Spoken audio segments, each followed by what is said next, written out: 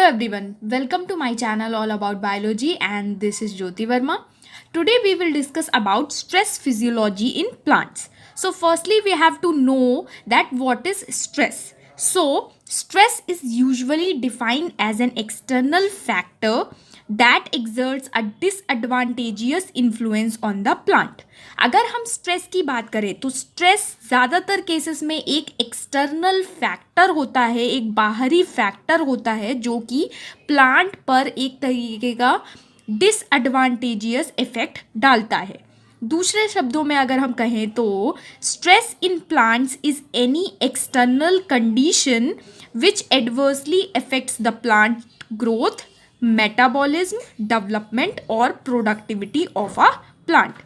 Stress plants के case में एक ऐसी एक्सटर्नल कंडीशन है जिसकी वजह से प्लांट की ग्रोथ, मेटाबॉलिज्म, उसकी डेवलपमेंट और उसके प्रोडक्टिविटी पर प्रभाव पड़ता है. सो ऐसी कंडीशन को हम स्ट्रेस कहते हैं जो बेसिकली प्लांट्स की ग्रोथ, मेटाबॉलिज्म, प्रोडक्टिविटी या डेवलपमेंट पर एक तरीके का निगेटिव इम्पैक्ट डालते हैं. सो स्ट्रेस को हम दो कैटेगरीज में डिवाइड कर सकते हैं, बायोटिक स्ट्रेस और एबायोटिक स्ट्रेस में. बायोटिक स्ट्रेस वो स्ट्रेस होता है जो कि लिविंग ऑर्गेनिजम्स के इंटरैक्शन की वजह से प्लांट्स पर उसका इम्पैक्ट पड़ता है. सो बेसिकली या तो वो किसी पैथोजन के इन्फेक्शन की वजह से होगा, या फिर किसी पैरासिटिक ऑर्गेनिज्म की वजह से प्लांट्स पर इम्पैक्ट पड़ेगा, या फिर हर्बीवोर की वजह से मैकेनिकल डैमेज हो सकता है प्लांट्स को. सो इन सब स्ट्रेसेस को हम बायोटिक स्ट्रेस कहते हैं जिनमें कि किसी भी लिविंग ऑर्गेनिज्म की एक्टिविटी की वजह से प्लांट पर एक तरीके का स्ट्रेस पड़ता है. सो इस टाइप के स्ट्रेस को हम बायोटिक स्ट्रेस कहते हैं. सो एबायोटिक स्ट्रेस की अगर हम बात करें तो एबायोटिक स्ट्रेस के केस में होता क्या है, इन्वायरमेंट में मौजूद जो डिफरेंट फैक्टर्स हैं उनके चेंजेस की वजह से जो स्ट्रेस प्लांट्स को होते हैं उन्हें हम कहते हैं एबायोटिक स्ट्रेस. एबायोटिक स्ट्रेस को हम मेजरली फॉलोइंग टाइप्स में डिवाइड कर सकते हैं, जैसे कि वाटर स्ट्रेस. वाटर स्ट्रेस क्या है, जब प्लांट्स ऐसी सिचुएशन में ग्रो करते हैं जहाँ पर बिल्कुल पानी नहीं है, ड्रॉट की सिचुएशन है, या फिर ऐसी सिचुएशन में ग्रो कर रहे हैं जहाँ पर बहुत ज़्यादा पानी है, तो दोनों ही सिचुएशंस में प्लांट को एक तरीके का स्ट्रेस फेस करना पड़ेगा. इसके अलावा टेम्परेचर स्ट्रेस की अगर हम बात करें तो प्लांट्स अगर लो टेम्परेचर में ग्रो कर रहे हैं या फिर हाई टेम्परेचर में ग्रो कर रहे हैं, दोनों ही केसेस में उनकी फिजियोलॉजी में डिफरेंट चेंजेस होंगे ताकि वो उस पर्टिकुलर टेम्परेचर पर ग्रो कर सके. सो उन्हें एक तरीके के स्ट्रेस को फेस करना पड़ेगा. मेटल स्ट्रेस की अगर हम बात करें तो किसी भी पर्टिकुलर मेटल की डेफिशिएंसी की वजह से प्लांट्स में स्ट्रेस उत्पन्न हो सकता है, या फिर किसी भी पर्टिकुलर मेटल की टॉक्सिसिटी की वजह से भी स्ट्रेस हो सकता है. यूवी रेडिएशन की वजह से, इसके अलावा ऑक्सीजन स्ट्रेस की वजह से भी प्लांट्स में एक तरीके का रिएक्टिव ऑक्सीजन स्पीशीज प्रोड्यूस हो सकता है.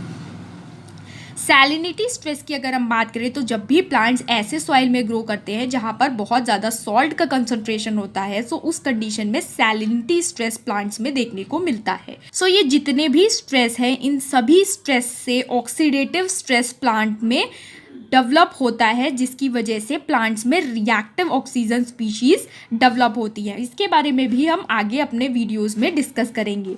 सो जितने भी स्ट्रेस हैं, ऑल दीज स्ट्रेस डायरेक्टली और indirectly results in the oxidative stress which is the stress due to the creation of reactive oxygen species. So जितने भी टाइप्स के स्ट्रेस हैं उन सब से प्लांट्स में एक तरीके का ऑक्सीडेटिव स्ट्रेस जनरेट होता है, या तो डायरेक्टली या फिर इनडायरेक्टली, जिसकी वजह से प्लांट्स में रिएक्टिव ऑक्सीजन स्पीशीज का कंटेंट बढ़ जाता है और उसकी वजह से प्लांट को बहुत ज़्यादा नुकसान होता है. स्ट्रेस की अगर हम बात करें तो स्ट्रेस या तो शॉर्ट टर्म होगा, बहुत थोड़े समय के लिए प्लांट्स को स्ट्रेस हो सकता है, या फिर लॉन्ग टर्म होगा. इसके अलावा स्ट्रेस लो भी हो सकता है और स्ट्रॉन्ग भी हो सकता है. अगर स्ट्रेस लो हुआ तो वो बहुत ही आसानी से एक रिपेयर मैकेनिज्म के थ्रू ओवरकम किया जा सकता है. लेकिन अगर स्ट्रेस लॉन्ग टर्म है, बहुत लंबे समय के लिए प्लांट्स को इम्पैक्ट कर रहा है, तो उसकी वजह से प्लांट्स में या तो इंजरी हो सकती है या फिर उनकी डेथ भी हो सकती है. सो स्ट्रेस रेजिस्टेंट मैकेनिज्म की अगर हम बात करें तो स्ट्रेस रेजिस्टेंट मैकेनिज्म वो तरीके होते हैं जो कि प्लांट्स अपनाते हैं स्ट्रेस को ओवरकम करने के लिए. सो ये बेसिकली दो टाइप्स के हो सकते हैं, एक होता है अवॉइडेंस और दूसरा होता है एक्लाइमेशन। अवॉइडेंस को भी हम फर्दर दो कैटेगरीज में डिवाइड करते हैं, अडाप्टेशन और एस्केप में। अडाप्टेशंस की अगर हम बात करें तो अडाप्टेशंस क्या होते हैं, प्लांट्स के कैरेक्टरिस्टिक्स में परमानेंट चेंजेस होते हैं जो कि उन्हें एक पर्टिकुलर इन्वायरमेंट में सर्वाइव करने में हेल्प करते हैं। ये परमानेंट चेंजेस होते हैं, जैसे कि आपने पढ़ा होगा हाइड्रोफिटिक और जीरोफिटिक अडाप्टेशंस प्लांट इकोलॉजी के केस में। सो हाइड्रोफिटिक अडाप्टेशंस वो कैरेक्टरिस्टिक्स होते हैं जो कि प्लांट्स को वाटर में ग्रो करने में हेल्प करते हैं, जैसे कि एरेनकाइमा जो कि बायोन्सी में हेल्प करता है।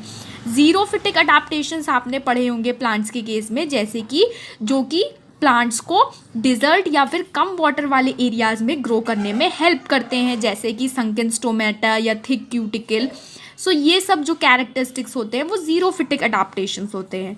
सो अडाप्टेशन की वजह से ऐसे कैरेक्टरिस्टिक्स प्लांट में डेवलप होते हैं जो कि प्लांट को स्ट्रेस से बचाते हैं और उस सिचुएशन में प्लांट को ग्रो करने में हेल्प करते हैं।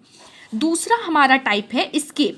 एस्केप में क्या होता है, यहाँ पर जो प्लांट है वो स्ट्रेस को स्केप करता है इस तरीके से कि वो सिर्फ नॉर्मल सिचुएशन में ग्रो करता है और स्ट्रेसफुल सिचुएशन में ग्रो नहीं करता है। जैसे कि आपने बहुत सारे प्लांट्स को देखा होगा जो कि एक पर्टिकुलर सीजन में ही ग्रो करते हैं। सो वो उस सीजन में ग्रो इसलिए करते हैं क्योंकि वो सीजन उनकी ग्रोथ के लिए प्रॉपर रहता है, सूटेबल रहता है, जबकि जो बाकी के सीजन्स होते हैं जिनमें वो ग्रो नहीं करता वो सीजन उनके लिए अनफेवरेबल होता है, वहाँ पर उनको ज़्यादा स्ट्रेस का सामना करना पड़ सकता है, इसलिए वो प्लांट्स उस सीज़न में ग्रो नहीं करते हैं। सो इस टाइप की स्ट्रैटेजी को हम कहते हैं एस्केप, जिसमें कि प्लांट एक पर्टिकुलर सीजन में ग्रो करता है जो कि उसके लिए फेवरेबल है और दूसरे सीजन में ग्रो नहीं करता है जिसमें कि उसके लिए स्ट्रेसफुल सिचुएशंस होती हैं। तो इसका एग्जाम्पल है plants growing in specific season. इसके अलावा अगर हम सेकेंड मैकेनिज्म की बात करें जो कि स्ट्रेस रेजिस्टेंट मैकेनिज्म है, वो है एक्लाइमेशन।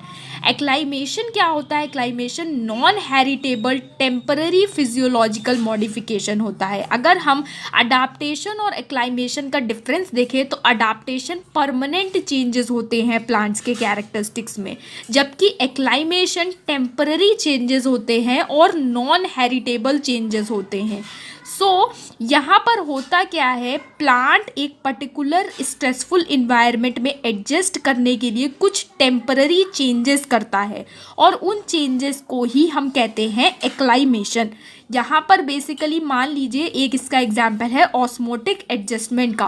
प्लांट एक पर्टिकुलर इन्वायरमेंट में ग्रो करता है और जब भी कोई स्ट्रेसफुल सिचुएशन आती है तो प्लांट में ऑस्मोटिक एडजस्टमेंट होता है ताकि वो उस स्ट्रेसफुल इन्वायरमेंट में भी ग्रो कर सके।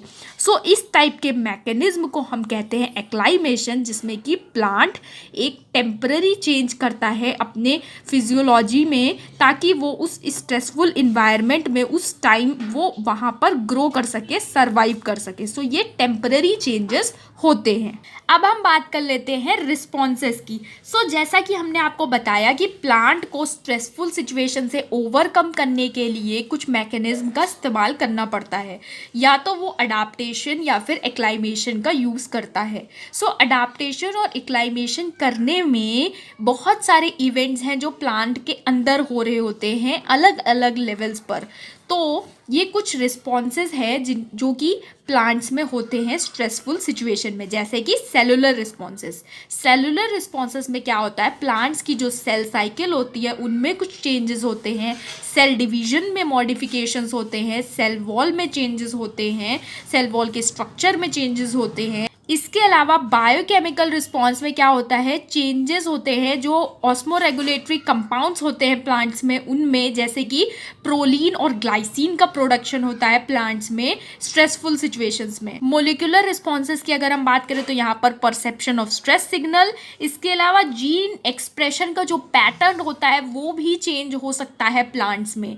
सो एक्लाइमेशन और अडाप्टेशन के केस में बहुत सारे चेंजेस आपको प्लांट्स में देखने को मिलेंगे अलग अलग लेवल्स पर। सो आज के लिए इतना ही। अगर आपको वीडियो पसंद आया तो चैनल को सब्सक्राइब करिए, लाइक करिए, शेयर करिए। और ये जो स्ट्रेस फिजियोलॉजी का वीडियो है इसके सारे वीडियोस आपको हमारी प्लांट फिजियोलॉजी की प्लेलिस्ट में मिल जाएंगे, जिसका लिंक डिस्क्रिप्शन बॉक्स में अवेलेबल है। Thank you so much.